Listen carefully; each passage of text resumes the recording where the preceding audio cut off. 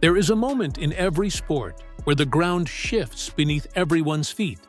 And if you have not been paying attention, you have missed one of those moments happening right now on the women's tennis tour. Because a 21-year-old from Quezon City has just done something no one from her country has ever come close to doing.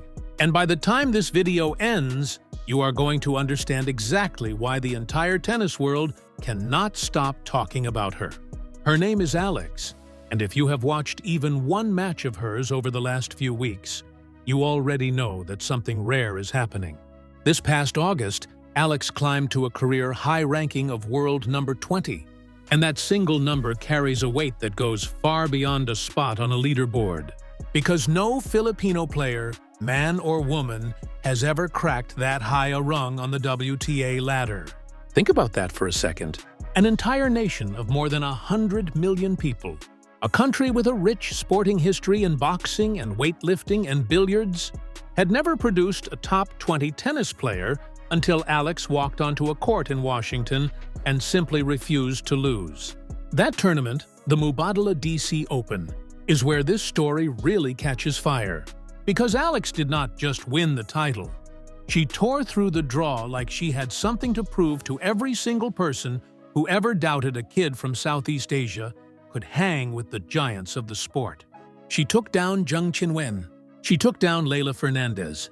She dismantled Elina Svitolina in the quarterfinals and walked away with a straight sets win that had commentators sitting up in their chairs. And then came the match that changed everything. A semifinal against four-time Grand Slam champion Naomi Osaka, a player with the kind of firepower that has ended careers and crushed spirits. And Alex did not just survive that match. She broke Osaka's serve 4 separate times and marched into her first-ever WTA Tour final. When she finally faced Jessica Pegula, the tournament's top seed and the world number 3 at the time, the match spilled into a second day because of rain, and Alex found herself down a set and trailing in the decider before something clicked, and she reeled off 9 straight games to close it out, finishing the last set 6 games to love. That is not luck. That is not a hot streak. That is a young woman who understood, in the biggest moment of her career, exactly what she needed to do and had the nerve to go do it. So the question everybody wants answered is simple. How does a girl who grew up far from the traditional tennis powerhouses end up standing toe-to-toe with the best players alive and coming out on top? Some people will tell you it is her forehand. And honestly, they are not wrong to be impressed by it. Because being a left-handed player gives Alex a built-in geometric edge that most of her opponents rarely get to practice against.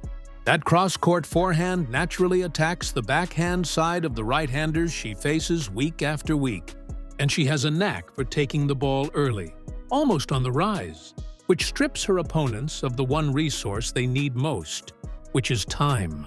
Other people will point to her return game, and that argument holds up too. Because breaking one of the most dangerous servers in the sport 4 times in a single match is not something you stumble into. It takes obsessive preparation, the kind where you spend hours studying a rival's toss and shoulder rotation until you can read intention before the ball even leaves their hand. Still others will insist her two-handed backhand is the real backbone of her game. A stroke so steady and so reliable that opponents who try to attack it usually end up handing the point right back to her instead. All of these things are true. All of these things are impressive. But none of them, not one, is actually the deepest reason Alex has become the player capable of doing what she just did in Washington. To find that reason, you have to go back nearly a decade. To a 12-year-old girl saying goodbye to her family in the Philippines and boarding a plane for Mallorca, Spain, to train at the academy built by Rafael Nadal himself. Picture that for a moment. You are 12 years old. You are leaving your parents, your grandfather, your brother, everything familiar, to live and train on the other side of the world in an environment built entirely around one idea. The greatness is earned through suffering nobody sees.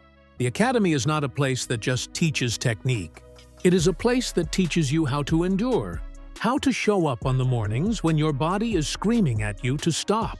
How to treat every single ball in every single drill like it matters. Because at the Nadal Academy it always does. Alex trained under coaches like Daniel Gomez and Joan Bosch, and at various points had the chance to work directly with Tony Nadal, the man who shaped Rafa himself into one of the most relentless competitors the sport has ever produced. Alex has spoken about that period with real gratitude, describing Tony's guidance during her jump to the senior tour as something close to a gift, teaching her lessons about adapting on the fly, fighting for every point regardless of how the match is going, and staying humble even while climbing. That environment gave her something most players do not develop until years into their professional careers, a kind of tactical maturity and emotional discipline that usually only comes after a decade of getting knocked down on tour and learning how to get back up. She learned early that tennis is not just about who swings the racket hardest. It is a long, grinding, exhausting mental battle disguised as a physical one. And once you understand that about her foundation, her game on the court suddenly makes a lot more sense. Watch Alex play for even 5 minutes, and the first thing you notice is how comfortable she looks standing right on the baseline, absorbing pace that would send most players backpedaling. She is an aggressive baseliner with a calm, almost eerie composure. Someone who treats a blistering rally the same way you or I might treat a casual conversation. Her forehand does the heavy lifting in these exchanges. But what separates her from a lot of players with similar shots is her ability to flatten the ball out when the moment calls for it, instead of relying purely on heavy topspin to keep herself safe. That flat, early contact style is exactly why she has thrived on faster surfaces, hard courts especially, and surprisingly, grass, a surface that has historically punished players who grew up grinding on the red clay of Spain. When Alex captured a WTA 125 title on grass in Birmingham and later made deep runs at Eastbourne and Wimbledon, plenty of tennis analysts were caught off guard, because academy-trained players are supposed to struggle on those low, fast bounces. Alex does not struggle there. She thrives there, because her whole style is built around redirecting an opponent's power rather than manufacturing every ounce of pace herself, almost like a wall that absorbs a punch and returns it twice as hard. Then there is her backhand, a shot with none of the flash of her forehand but all of the reliability. If the forehand is the sword she uses to go on the attack, the backhand is the shield that keeps her. Standing when opponents try to bully that side of the court, rarely cracking under pressure and constantly resetting rallies right back in her favor. And then there is the part of her game that used to be considered her biggest liability, her serve. For a long time, critics pointed to it as the obvious hole in her arsenal. A shot without the raw explosiveness you see from players like Coco Gauff, or the heavy kick you get from Iga Swiatek. On paper, it genuinely is one of the slower deliveries near the top of the tour. But here is the twist nobody talks about enough. That slower, sliced, precisely placed serve completely disrupts the internal rhythm of players who are used to returning balls flying in at well over 100 miles an hour. We saw this exact scenario unfold when Alex faced Iga on grass earlier in her career, watching a reigning champion lunge awkwardly and miss time returns simply because the ball was not arriving on the clock her muscle memory expected. Alex has essentially turned a perceived weakness into a genuine tactical weapon. And because she knows her serve is not going to hand her a pile of free points, she has built an elite defensive transition into her game, dropping into a ready, balanced stance the instant the ball leaves her racket, prepared to grind out a long point from the baseline if that is what the match demands. All of these pieces, the geometry of the lefty forehand, the dependable backhand, the sneaky, disruptive serve, the anticipatory return game, they are genuinely elite tools. But if you ask what actually separates Alex from the pack of talented 20-somethings chasing rankings points around the globe, the answer is not a stroke at all. It is her tolerance for suffering inside a rally, paired with a mental toughness that seems almost unshakable for someone her age. Here is what that actually looks like in practice. In today's game, hitting a clean winner is not rare anymore. Most players inside the top 50 can end a point on their best day with one perfectly struck shot. The real separator is what happens after you hit that winner and somehow, impossibly, the ball comes back. That is the moment that breaks most competitors. They tense up. They get frustrated that their best shot did not end things. They go for even more on the next ball, and the unforced error follows right behind. Alex does not operate that way. She has built a mindset around enduring exactly those moments, willing to chase down a drop shot that seems unreachable, willing to grind through a rally that stretches 20 shots deep while her legs burn and her lungs scream, simply because she refuses to be the one who blinks first. Stepping onto a court against her is not just a tennis match. It is closer to an endurance test, both physical and psychological, because she quietly communicates to whoever is standing across the net that she is not going anywhere, that if you want to win the point, you are going to have to be perfect. And eventually, most opponents crack under that pressure. Reaching for the low percentage shot they know they should not attempt because they simply cannot stomach another exhausting exchange. That kind of resilience does not appear overnight. It was built brick by brick during those long, difficult mornings on the training courts of Mallorca, forged through years of sweat and disappointment and a stubborn refusal to accept that a girl from Quezon City did not belong at the top of the sport. Watch her face during a match, whether she is cruising with a comfortable lead or staring down a match point against a Grand Slam champion, and you will notice it barely changes. She stays locked into the present, handling the small, tense moments of a match, with a composure that honestly looks more like a seasoned veteran than a 21-year-old still early in her career. That mental fortitude is the real engine underneath everything else. The forehand, the backhand, the footwork, all of it. Strip away the mind, and those are just mechanics anyone can drill in an afternoon session. Attach that mind to those mechanics, and suddenly you have someone capable of taking down the best players alive. Consider, too, the weight she is carrying every single time she steps onto a court.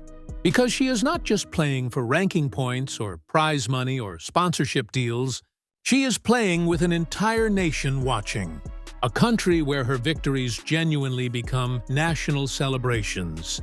That kind of pressure could easily overwhelm a young athlete, yet whenever Alex talks about it publicly, she speaks with a grounded, almost startling maturity for someone her age. She credits her family constantly, her parents, her brother, and her grandfather, the man who first placed a tennis racket in her hands when she was only 4 years old. She leans heavily on her longtime coach, Joan Bosch, someone who has become far more than a tactical voice in her corner, closer to a genuine mentor both on and off the court. She is quick to admit she has not arrived at some final destination, that she is still developing, still improving, and that self-awareness, rather than holding her back, seems to be exactly what keeps fueling her climb. Every setback becomes information to study. Every difficult loss becomes a lesson worth absorbing. Every big win becomes another rung on a much longer ladder rather than a finish line. She has taken the discipline and suffering instilled in her by years at the Nadal Academy and fused it with the proud, fighting spirit associated with Filipino athletes, and that combination of ruthless preparation and emotional resilience is exactly what makes her such a nightmare matchup for anyone unlucky enough to be standing across the net from her on a given afternoon. And this is really just the beginning of the story, because the tour landscape is shifting in real time, and Alex is standing right in the middle of that shift. We have walked through her mechanics, we have traced her roots back to those early years in Spain, and we have arrived at the real truth behind her rise, which is that her greatest strength cannot be captured by a radar gun or printed neatly on a stat sheet. You cannot teach the kind of rally tolerance she brings to a tennis court out of a coaching manual. It is something rarer than that.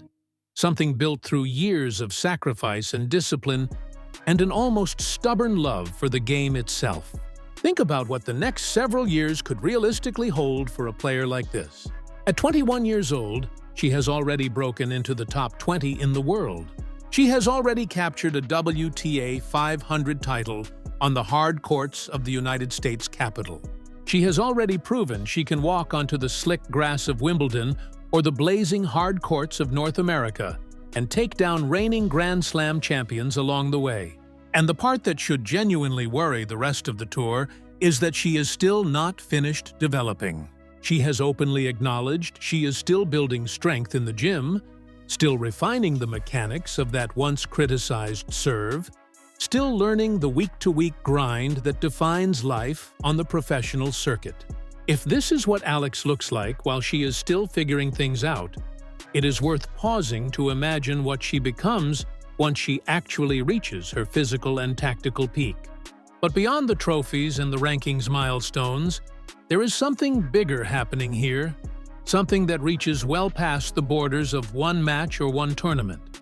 For every young girl or boy watching from the Philippines, from anywhere across Southeast Asia, from any country that has never been considered a traditional tennis power, Alex is living proof that where you are born does not have to determine how far you can go.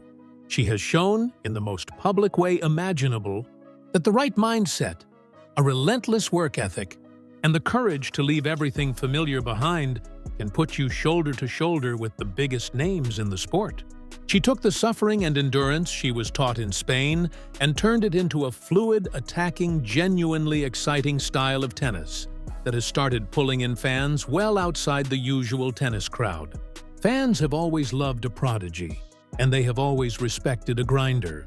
And somehow Alex manages to be both at once, blessed with the kind of natural talent that produces clean winners from well outside the doubles alley, but also carrying a blue-collar willingness to fight for every single point if that is what a match demands. As she keeps pushing toward the top 10 and eventually toward serious Grand Slam contention, expect the scrutiny around her to grow heavier by the week. Opponents will study her match footage obsessively. Coaches around the tour will try to find cracks in that once shaky serve or dig for weaknesses in her baseline exchanges. But if there is one thing this deep dive should have made clear, it is that trying to break Alex physically is a losing battle from the start. Because to actually beat her, you first have to break her mind, and right now, that mind looks about as close to unbreakable as anything you will find on tour. So here is the real question worth sitting with. What do you think is the single most impressive part of her game right now? The lefty forehand that keeps opening up angles nobody else can reach? Or the mental toughness that seems to swallow whole matches without ever cracking? Drop your take in the comments, because this is a story that is only just getting started. And if the last few months are any indication of where this is heading, we are about to spend the next several years watching a genuine changing of the guard, powered by a 21-year-old who refused to let geography decide her ceiling. Geography decide her ceiling.